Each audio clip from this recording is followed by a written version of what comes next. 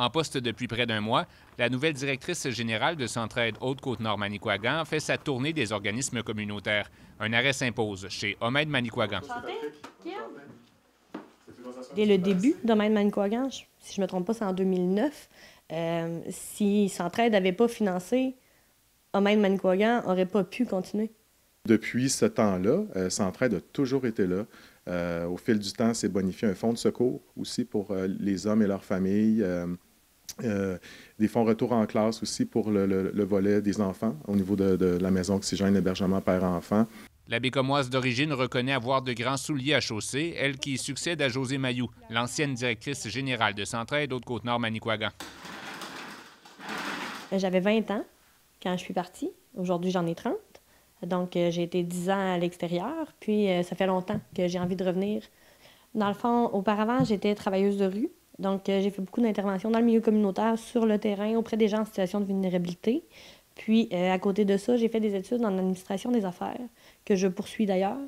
Puis, c'est vraiment le mélange des deux qui m'a poussée à postuler chez Centraide, de pouvoir mettre toutes ces compétences-là à profit ensemble. Une super de belle première rencontre. On sent que c'est quelqu'un qui a à cœur le milieu communautaire. C'est quelqu'un qui a un contact très facile aussi. Donc, on voit aussi que c'est quelqu'un qui a été sur le terrain. J'aime les gens. C'est sûr que je veux être une directrice qui est proche des gens aussi. Donc, proche des partenaires, proche des organismes qu'on soutient, proche de mon équipe, proche des coprésidents aussi. Je veux être là, sur le terrain, le plus possible.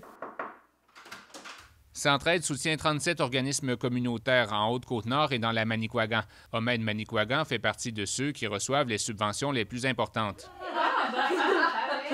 C'est sûr que quand on regarde l'ensemble des volets, tout est super intéressant quand on regarde les services aux aînés ou en santé mentale, les femmes, les enfants qui peuvent avoir des besoins particuliers.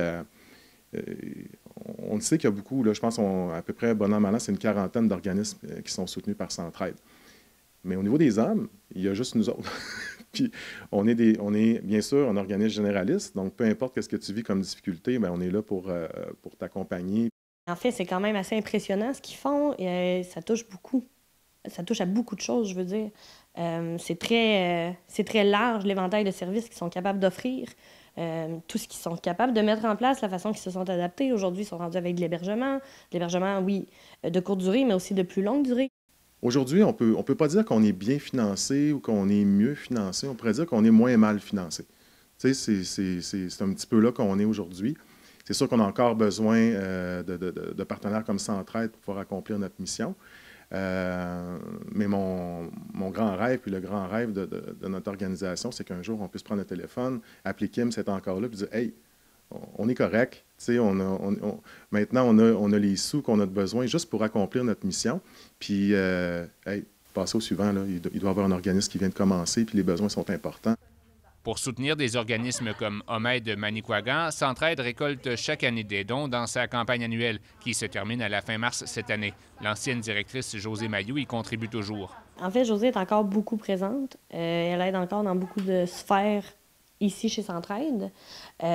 Josée est une personne très généreuse, donc encore dans la passation des informations, de tout ça, elle est encore très généreuse de son temps.